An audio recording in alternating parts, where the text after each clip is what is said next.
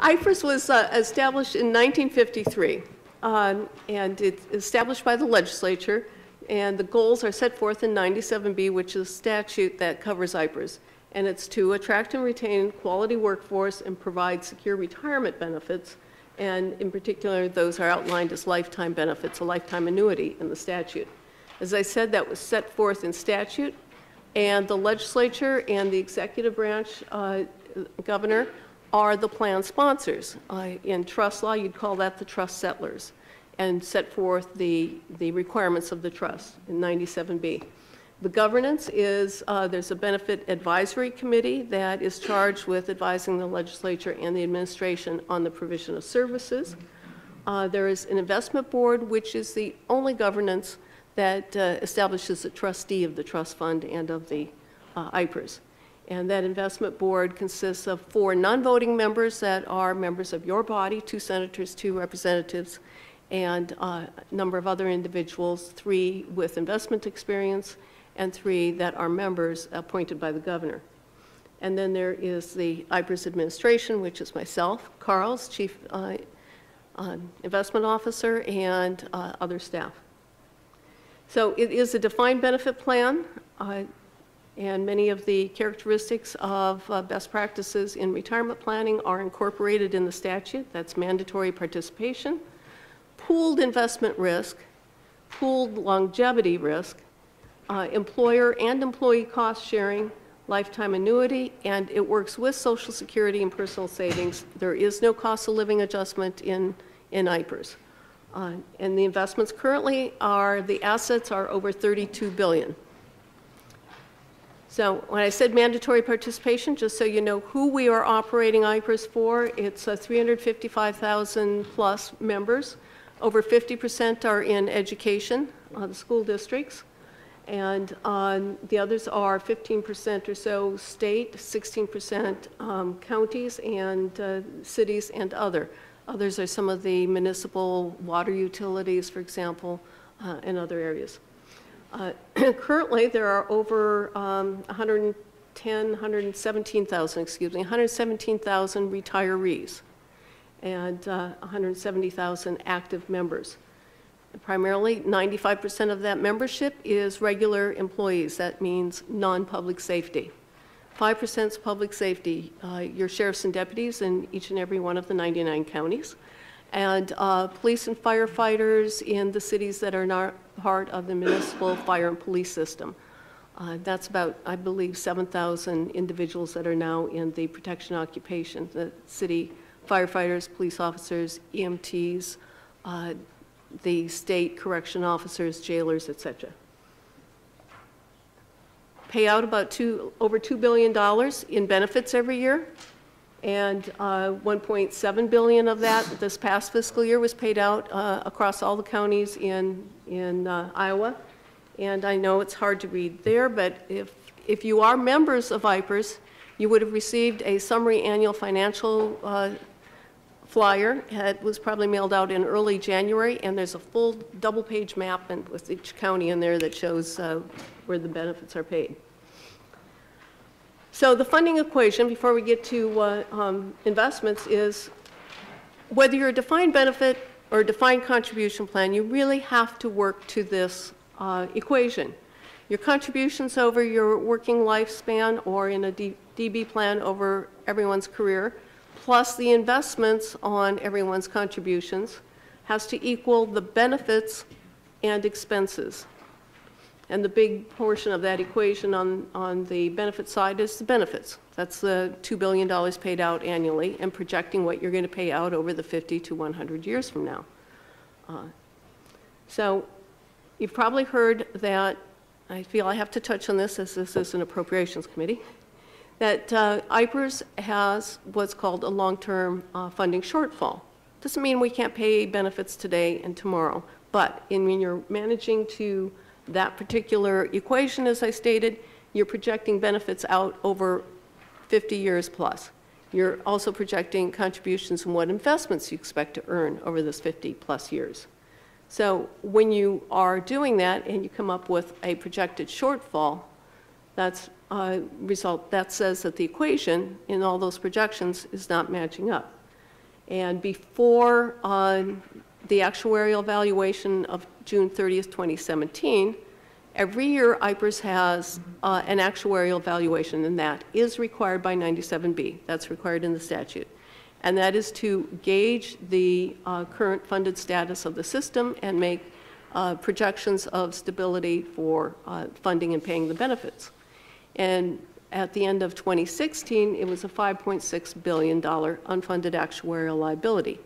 That's being paid out, that is going to be, paid for over the next 28 years in the formula of contributions and investments. So there's a plan of how to pay down that amount. Now, there's been quite a few questions as to how that $5.6 billion unfunded actuarial liability resulted. And that's from a number of items. In that equation, you had, what investment earnings are. When investment earnings do not meet the projection, such as the recessions of 2001 and 2009, and while you're also paying out benefits, that's a shortfall. Usually you make that up with contributions. You adjust contributions every year. Well, with the regular membership, and that $5.6 billion was all due to regular membership, the 95% of the membership, the contribution rates were frozen. So over $1 billion of that $5.6 billion is due to underpaying the contributions that should have been paid to make that equation equal. There were also changed assumptions during that period, and whenever you change assumptions such as mortality tables, you develop an unfunded past liability because you haven't been projecting a person to live to 70 years. At a certain point, you were only 60 years, for example, and those aren't the years. But 30 years into a career, and you say, you're going to live longer, changing the mortality tables, you have a past liability you haven't paid for. And then there were a variety of benefit enhancements in the 90s during that contribution rate was set, and there was no change in the contribution rates to take into account the increase in normal cost, et cetera. And I don't have the slides in here, but for the public safety officers, they had a movable contribution rate. So when they had benefit enhancements, they immediately paid for them. When there was a downturn in the market, they immediately paid for them. So prior to June 30th of 2017, the public safety groups were either both at 100% or over 100% funded or just short of 100% funded. So what happened in June 30th of 2017, and this kind of fits with investments, the investment board took a look at projected earnings from investments, and the investment return assumption was at 7.5%, which was below median for most state public plans around the nation for quite a few years. But over the last few years, since the Great Recession in 2009, we've all been looking at what are the projected earnings over the next 50 years, 30, 50 years. What are we expecting?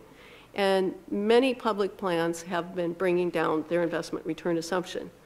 That's what the investment board as trustees did this past winter. They engaged the actuary and our investment consultants to look at an economic study. And that's, as a result of that, in June 30th of this 2017, they changed the economic assumptions, and what you'll see here is they lowered the inflation assumption. And to manage to that equation, you have to assume various things projected out 30 years. What's inflation going to be for 30 years? That plays into how salaries are going to grow, as well as, earnings. So lowered the inflation assumption from 3% to 2.6, and you'll see the others here as far as general wage growth, payroll growth. But the largest assumption that has an impact upon that funding equation is to look at the investment return assumption for the next 30 years, and they lowered it from 7.5% to 7%. Good year to do it because our investment return was 11.7%. So we locked in some savings, as you'll see on the unfunded actuarial liability for calculating the funded status as of June 30th, 2017. And you'll see the investment experience, and usually, with a parenthetical, that means a reduction. Well, that's a reduction in the unfunded liability due to investment gains. And we actually have not only $102 million that was reduced the unfunded liability, but IPERS has an asset smoothing. So you take some of the other investment gains, and over $300 million was set aside to be averaged out over the next 4 or 5 years, so that we set some of those savings aside to apply to future funding reviews. The changes to the actuarial assumptions, even though we had great investment returns and vastly beat out the 7% assumption, but changing that from 7.5 to 7 added to the unfunded liability in the amount of $1.4 billion. And that $1.4 billion is set up to be paid down through an amortization period of 20 years, not the 28 that the rest of the unfunded liability is, but on a shortened period to show some conservative nature of paying this down. So there's a commitment to pay that down over 20 years. Even with those changes, IPERS as a whole is still at 81.4% fully funded. Anything above 80% is considered, very favorably as far as the credit rating agencies and other agencies looking at public pension funds.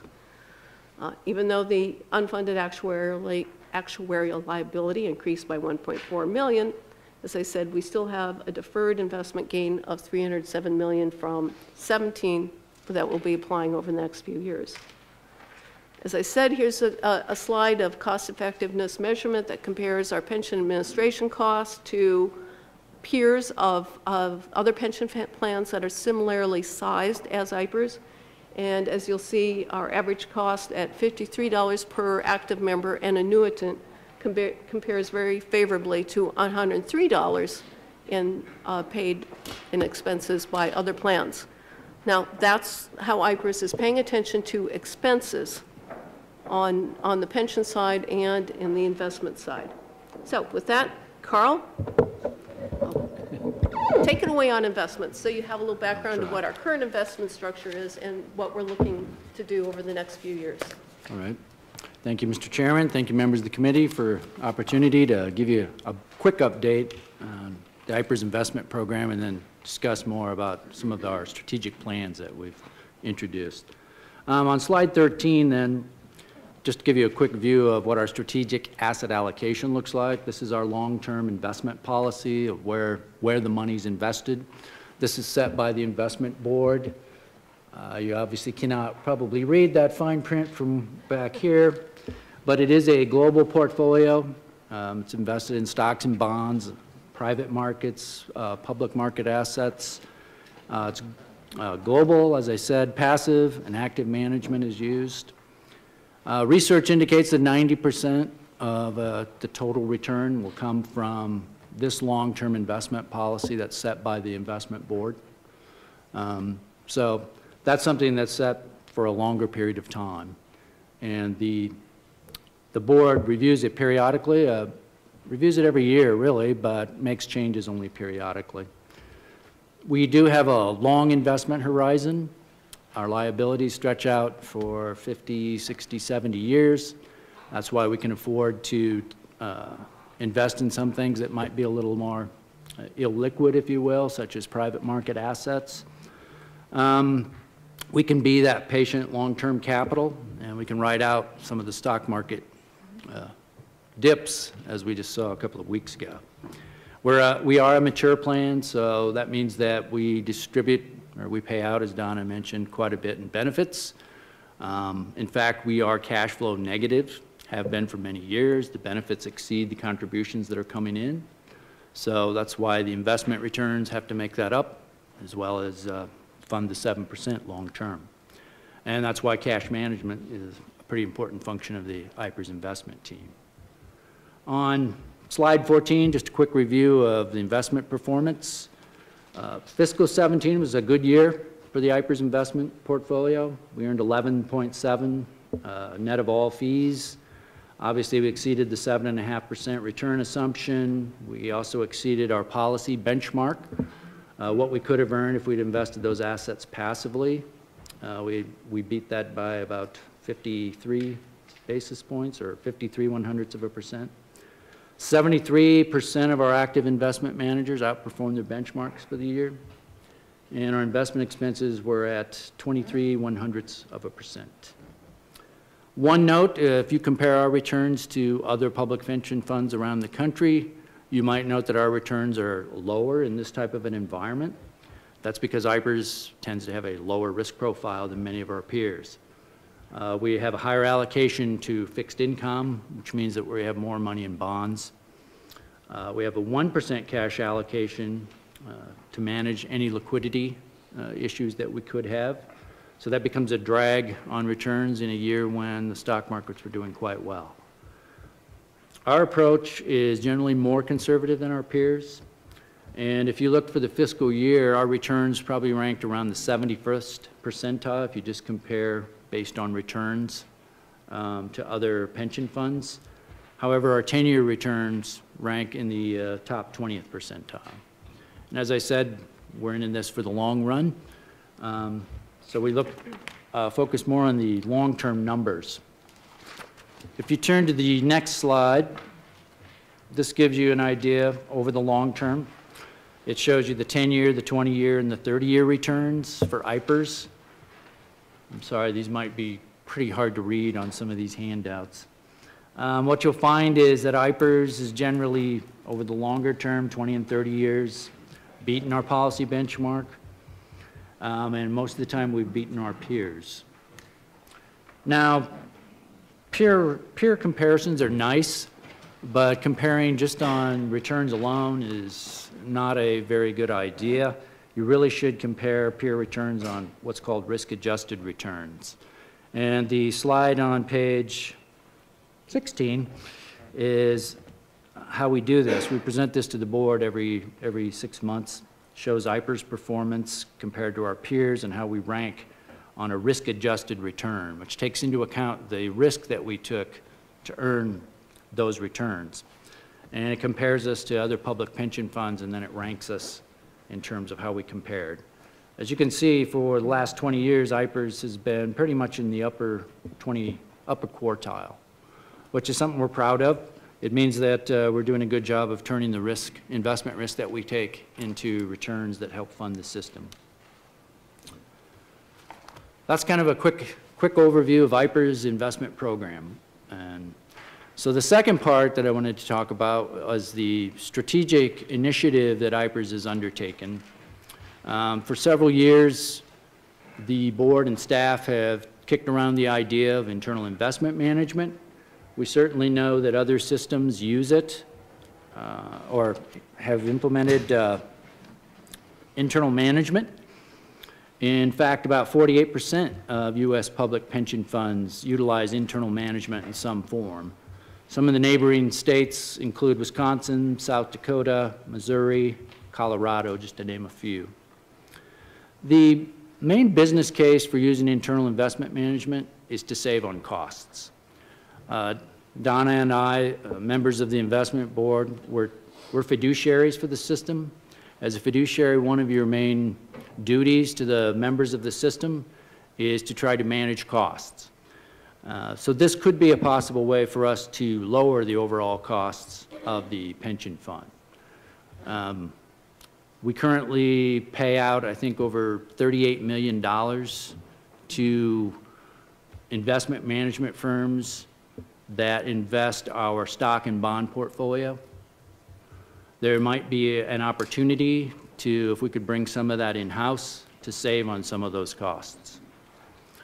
The one thing that we do know, and though in talking with our peers, and we've also had for the investment board, a firm come in that kind of studies this on behalf of other pension funds. They've done quite a few studies, and they presented to the investment board back in September of last year.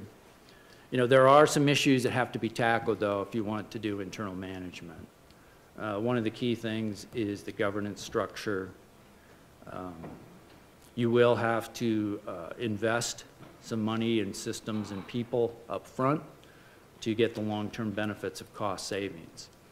So these are all the things that we're currently looking at in trying to develop different scenarios of how internal management could look or could be implemented at IPERS, and then trying to get an idea of what the cost benefits of those different scenarios would be, so that we can then present that to our investment board and let them make the decision on whether they want to proceed with internal investment management.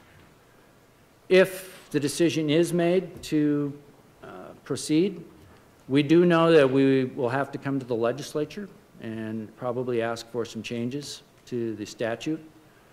Specifically, based on our discussions with some of the experts and the other pension funds, compensation structure is an issue.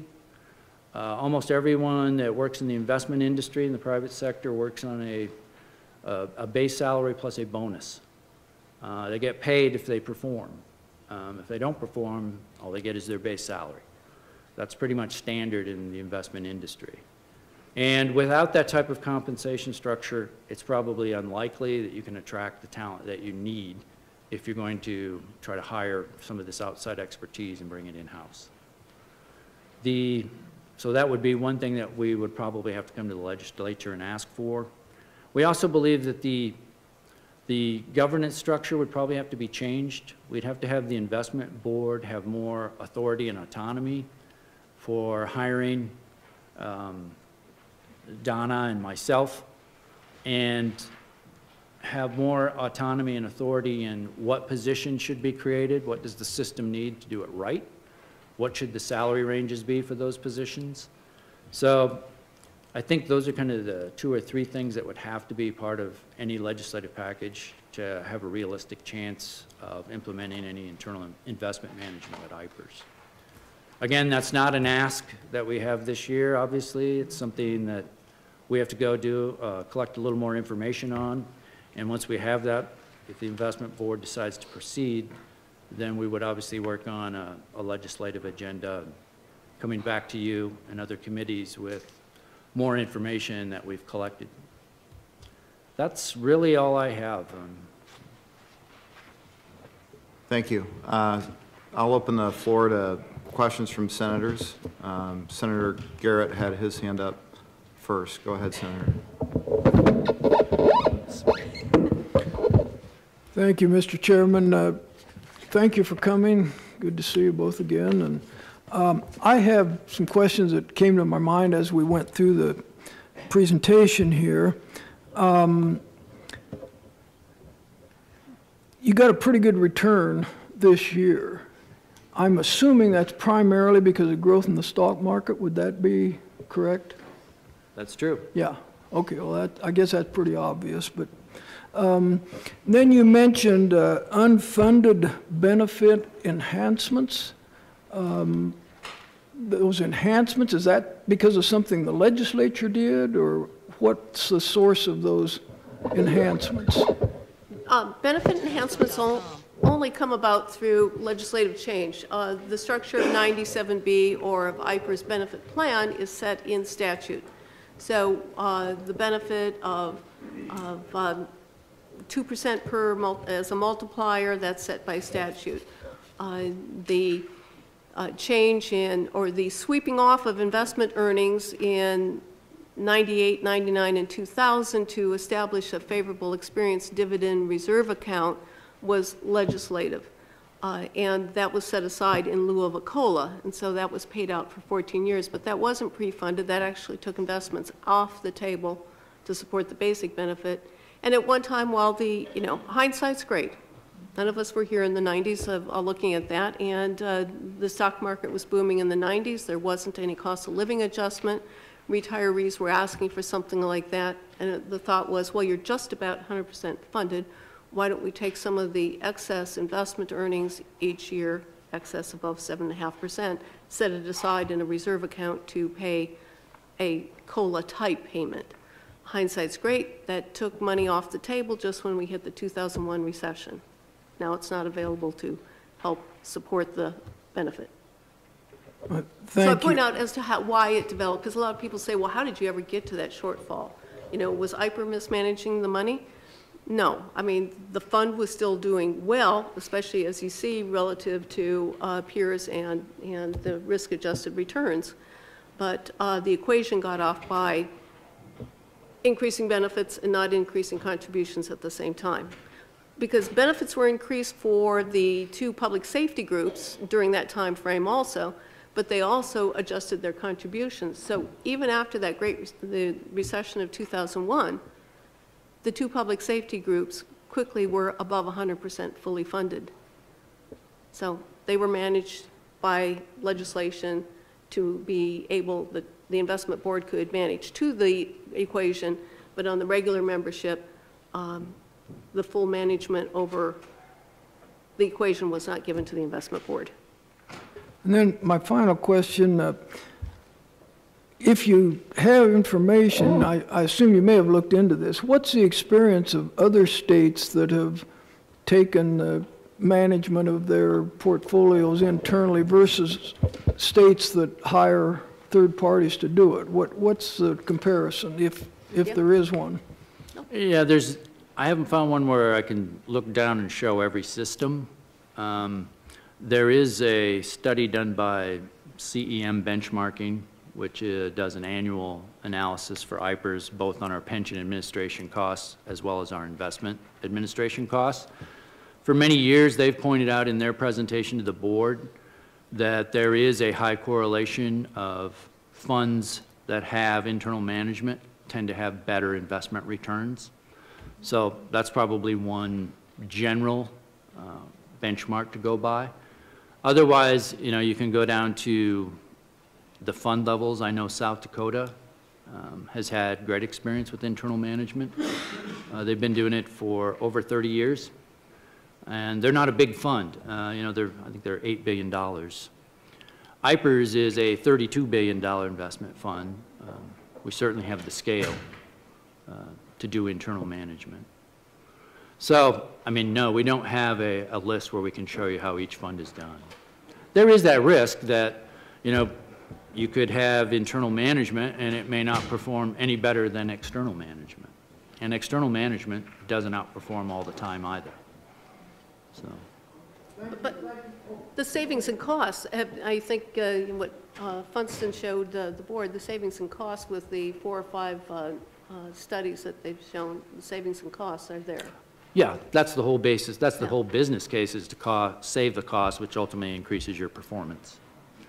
Obviously, you'd save costs. The question is, do you get it on would you have a Do you want it on the comparable outside as well? skills in the investing? And that would be the question. Yeah. Thank you, Mr. Chairman. Senator McCoy. Thanks for being here today. I've had the pleasure to serve as an ex officio member on IPERS for several years now, I guess, going on 5 or 6 years. And I've enjoyed it. And one of the things that I've noticed is that this is a very well-managed fund, and you know, the change that was made in the assumption was a hotly debated topic among the board, and to say there was agreement from the full board, I don't think there was agreement on from the full board on that change, but it occurred. And one of the questions I have is why we're treating the unfunded mandate under that, or the unfunded, the $1.7 billion change that resulted in underfunding the fund. Why are we treating that differently under the amortization schedule, 20 years versus 28 years, which is what the whole portfolio is treated as? When the legislature, to give you a little context, when the legislature gave authority to the investment board to set the contribution rates, it was pursuant to the actuarial assumptions and methods and methodologies adopted by the trustees, the investment board. So at that point, the investment board worked with members of the Benefit Advisory Committee and with the actuaries and investment staff or investment consultants to come up with a contribution rate funding policy, and working with that is the amortization policy. So they put together really what is a fairly unique funding policy for within state public plans, and that is to part of that, as you said, is the amortization policy. And at the very beginning, they had to set, prior to 2014, the amortization of the unfunded liability was done as many public plans do, and it was an open 30-year amortization. So you never really pay down. You're just constantly resetting like a credit card, resetting it. And part of the obligation to meet the challenge to close the funding gap was, the first thing you have to do is close that amortization period, so it's like a closed mortgage, not a 30-year mortgage. So when the contribution rates equaled the actuarially determined rate in 2014, that amortization period was closed to 30 years. And then every year, you know, you're paying down 1 year, so it's 29, 28. But part of that amortization policy was, so with each year, when we do the actuarial valuation, there is a gain or a loss. You have gains, you know, the investment returns, gains, and you have gains, and you have losses. And instead of marking that against the full UAL, the board was very conservative and said, we will take both the gains and or the losses, in this case the 1.7 billion on the changing assumptions, and we will amortize that over a shorter period so that we can pay down this liability. So the assumption was it was going to be paid down over 20 years, not the 28 or 27 or whatever we are on at the period for the, what I call the legacy unfunded actuarial liability. So that's why the 20 years came about in that. And likewise, the year before we had a gain. We're setting that aside and spreading it out over 20 years. Thank you. I guess my second question is more of a comment. I've listened and heard the reasoning for doing the internal management, and I'm very supportive of that. I think one of the things that you pointed out, Carl, to the board is if we go down this road, we're going to start very small. And you talked about, you know, a very manageable number and see how we do. What were your thoughts at the time? Yeah, I mean, I think anytime you implement something like that, it's best to take a slow approach. We're not looking to get rid of all of our external management. I want to make that clear. We still think there's a place in the portfolio for outside investment management firms. What we would hope to do is reduce the overall costs of management by bringing a portion of that in-house. And we would obviously start slow and probably with small amounts until we could prove that we can do it as well as, if not better than, the outside managers. Thank you. And finally, you know, it took a lot of calls from a lot of constituents when the Reason Foundation came in and did some analysis and a presentation. And one of the things that, you know, when you have 350,000 members, active members, and you have, you know, all of the retirees, when we talk about changes to public pension plans, it creates a lot of alarm and a lot of worry. Have you noticed or have you received more inquiries as a result of some of those discussions? Because we certainly have had a lot of inquiries on our end about what's going on, and is this a live round, and are people really looking at this? And I think with the Koch brothers, that's one of their priorities, to move people from public pensions to 401ks and defined contribution style plans. Have you noticed an influx of calls? I don't believe, if your question is about internal investment management, or is it more about the DB versus DC debate? It pops up whenever there's a headline in any paper that calls come in. You know, every year after the actuarial valuation, the headlines, even when we make progress on paying down the unfunded actuarial liability, unfortunately, every time, the headline is, you know, 5 billion or 4 billion shortfall. And then we do receive calls the next day. Many pensioners are concerned, you know, am I going to get paid this month? We assure them And so that kind of hits a peak, and it goes down again when it hits the paper again. As far as review, there are calls of concern, but I will say that over the last month, I appreciate the comments that Representative Pettengill and others have made that have said, you know, there are no changes being considered this year, and that has, I would say, calmed down quite a few of the calls. We are seeing an increase in individuals seeking retirement estimates, but that's also a function of what I call the silver tsunami of the workforce.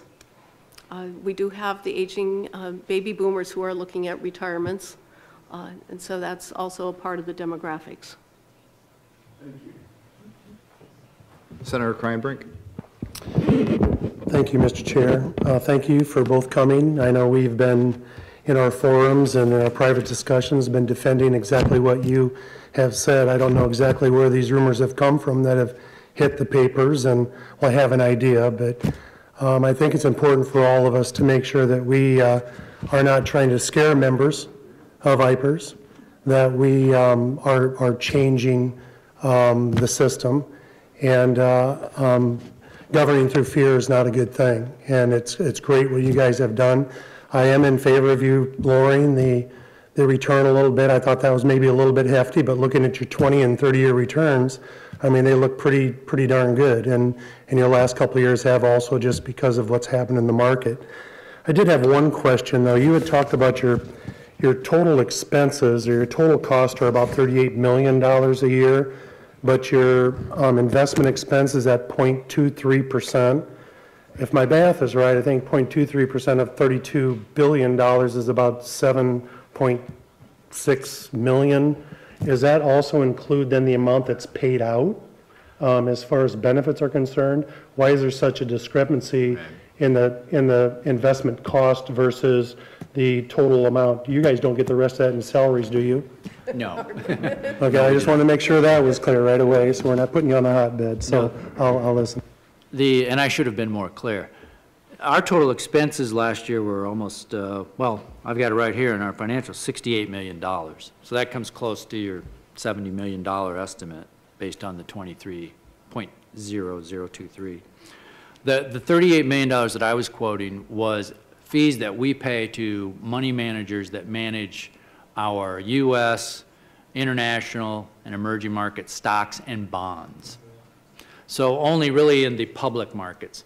We're not proposing anywhere in the near future to internally try to manage things like real estate or private market strategies like private equity.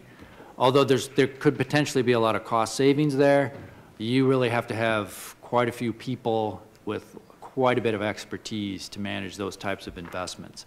So I should have been more clear. I was only talking about the $38 million that we expended for people that manage stocks and bonds portfolios. So in this situation, if you were to take it in-house, are you looking then at hiring some of these people just to come to work for IPERS? Or do we have the people in place now that have the expertise that they think they could take some of this stuff over? Would we employ them, or can we find these investing minds within our own IPERS program currently? I think it could be both. Right now, my staff are mainly, with the exception of maybe one, we're mainly analysts. We're what you would call a manager of managers. We oversee, each one of I have 3 investment officers that oversee approximately 20 investment mandates each. So that's quite a few external management relationships and it's basically segregated by one analyst watches over the stock managers, one watches over our bond managers, and the other watches over our private markets, which is private equity and real estate. Those 3 do not have any experience managing money as portfolio managers. I think someday they could with the right mentors. One of the ideas here is if we could bring in a couple of people that had served as portfolio managers that were kind of looking to get out of the rat race, if you will, of money management, where you don't have to go do the marketing, the schmooze, put up with quarterly, profit targets and things like that. If we could find some high quality people that are looking for that type of an environment to mentor the others, I would think both could be achieved. What would the overall goal be for you to cut it to then? What could you, how much money could you feel that you would save in a 10-year period of implementing this? That's what we're studying right now. And as I mentioned, it kind of depends on which scenario, right? I mean, it depends on which investment mandates we brought in-house or we don't, because some investment mandates are more expensive. If you want to manage a portfolio of emerging market stocks, you're probably going to have a higher management fee. Well, in fact, we do have a higher management fee because of the complexities that are involved versus a U.S. stock portfolio. So those are, what we have to do is develop a couple of scenarios, which we're working on, to say, well, if we did this, what would the costs and the benefits be? What about this scenario? And come up with 2, 3 scenarios to study. And ultimately, you have to take into that equation, well, what are your startup costs? How many people would you have to have? What are the costs that you're going to replace? And is there, in the end, a net savings, and project it out over 10 years? But we don't have any specific numbers on that at this time. Well, thank you very much. You're welcome. I didn't have anyone else on the list. I had a couple of questions, too, that I think you've already answered. I was wondering, in the first place, how many investment managers you anticipated potentially hiring, and then what asset classes they would be responsible for, what kind of mandates they would oversee. And it sounds like it'll be more fixed income is what you're thinking, or No. will you do some equities? I think it could be fixed income, probably more the equity managers. We also use some managers for what we call liquid absolute return, which are like a managed futures program. They're a nice diversifier to stock pickers and bond pickers. Those are all done through futures contracts, and those could probably be done internally as well with the right team, with the right mix of expertise. So what we're not going to do is real estate and private markets. Everything else, I think, is in play for potential. And again, we don't plan to get rid of all external managers in any asset class.